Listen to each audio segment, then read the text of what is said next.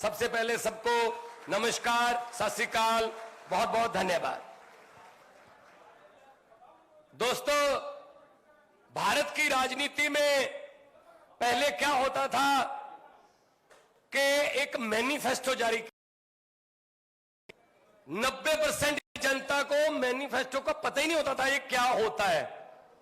जो मैनिफेस्टो था वो चुनाव में वादे होते थे कि हम ये वादे करते हैं, अगर हम जीत गए तो ये करेंगे। वो मैनिफेस्टो कैसे बनाती थी पार्टियां?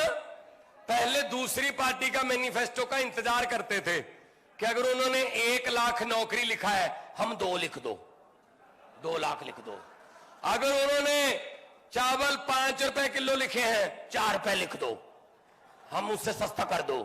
कौन सा देना है, कौन सा देना है, लिखने ही है।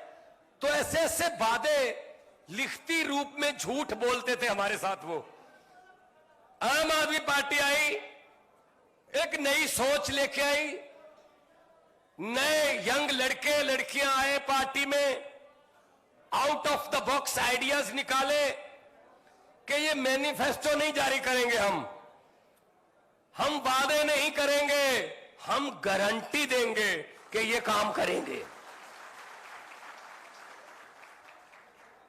तो दिल्ली में गारंटियां दी, सभी पूरी कर दी। दूसरी बार लोगों ने फिर दोबारा 60 से ज्यादा विधायक चुन के भेजे। पंजाब में हमने गारंटियां दी, जो आज छत्तीसगढ़ की गारंटियां मैं देख रहा था, मैं मुख्यमंत्री साहब से बात कर रहा था कि जी ये पंजाब वाली गारंटियां हैं, अभी 1.5 साल हुआ नहीं है, 1 साल 5 महीने हुए हैं सरकार बने हुए पंजाब में। और जो गारंटियां हैं आपकी, मैं एक एक करके बता देता हूं। पहली है रोजगार की गारंटी।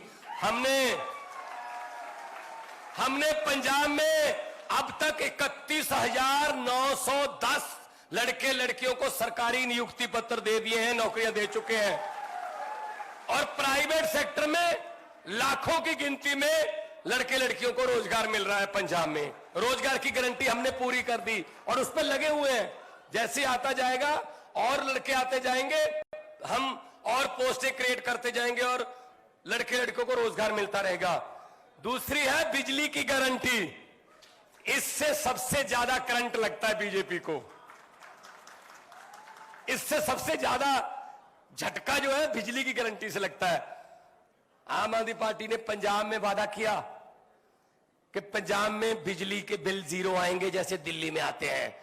तो विपक्ष ने कहा पैसे कहां से आएंगे, बताओ पैसे कहां से आएंगे। हमने उनको बताया नहीं, क्योंकि हमको पता था कि पैसे इन्हीं में से आएंगे। नेताओं को पकड़ा, उनको पकड़ा, उनका भ्रष्टाचार बंद किया, उनके जो जमीनें दबा रखी थी उन्होंने और सूखदारों ने कब्जे कर रखे थे, वो जमीनें छुड़वाई, पैसा आया।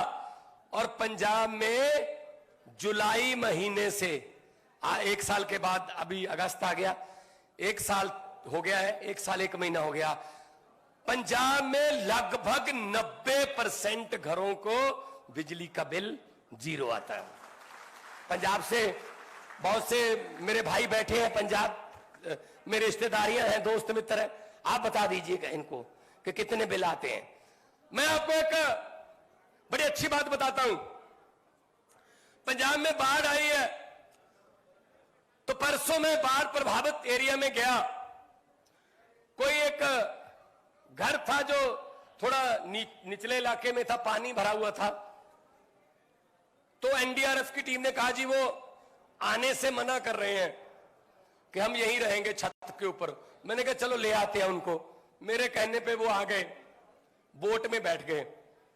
उन्होंने आते आते मुझे एक बात बताई, कहता जी मैं दूध का काम करता हूं, मैं दूध बेचता हूं, घर घर जाके मैं दूध, जो दोजी बोलते हैं पंजाबी में, दूध का काम करता हूं। पहले मुझे जो मेरे ग्राहक हैं, कभी 2.5 महीने बाद पैसे देते थे दूध के, कभी 3 महीने बाद पैसे देते थे। लेकिन अचानक से क्या हुआ सर, मुझे नहीं पता था कि वो हर महीने मुझे दूध के पैसे देने लगे। मैंने उनसे पूछा कि भाई 2.5 महीने 3 महीने के बाद दूध के पैसे देते थे आप, अभी 1 महीने में क्यों देने लगे?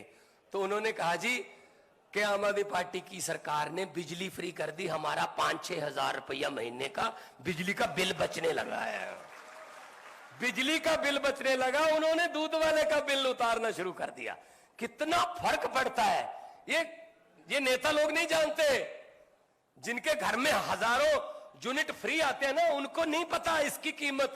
ये गरीब ही बता सकता है कि बिजली का बिल अगर 0 हो गया तो घर की हालत में कितना सुधार आएगा। और ये बिजली की गारंटी हमने पूरी कर दी। और सबसे बड़ी बात यह है, बिजली 24 घंटे आती भी है और आती भी बिल्कुल मुफ्त है। 600 यूनिट फ्री है जी, 2 महीने के 600 यूनिट फ्री हैं। कोई इसमें हमने वो नहीं रखा कि इसमें कोई नीला कार्ड या पीला कार्ड या ना, जिसका भी 600 यूनिट से कम होगा मीटर का रीडिंग, उसका बिल फ्री है, चाहे वो जो मर्जी काम करता। बड़े बड़े जो घर हैं, अच्छे जिम्मेदारों के घर हैं, उनके भी यहां उन्होंने अपना कंजप्शन कम कर दी बिजली की, 600 से कम मीटर रखा तो उनको भी बिल 0 आया। इसमें क्या है, जो मिलना चाहिए सहूलत वो सबको मिलनी चाहिए। तो बिजली की गारंटी पूरी करके आपके सामने खड़े हैं। इसीलिए आज छत्तीसगढ़ के लोगों के साथ ये बात करने आए हैं कि हम जो कहते हैं वो करते हैं, जो करते हैं वही कहते हैं, ज्यादा नहीं कहते।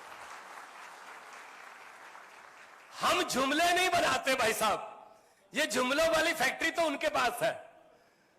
कभी 15 लाख वाला जुमला बना लिया, कभी 2 करोड़ नौकरियां देंगे उसका जुमला बना लिया, काला धन लाएंगे उसका जुमला बना। ये हमारा काम नहीं है। हमारा काम है जो कर सकते हैं वही कहो। हमारे सुप्रीमो, हमारे प्रधान ने कहा हुआ है हमको भी, 5 वादे करोगे 4 पूरे करोगे, लोग कहेंगे अभी पूरे नहीं हुए, इसलिए पहले ही 4 करो। 4 वादे करके 5 करोगे पूरे, तो आपको लोग कहेंगे यार ये गारंटियों के बिना भी काम कर रहे हैं, नीयत सच्ची। हमने पंजाब में कुछ गारंटियां भी नहीं दी थी, वो भी पूरी कर दी। सबसे पहले हमने एमएलए की पेंशन बंद की।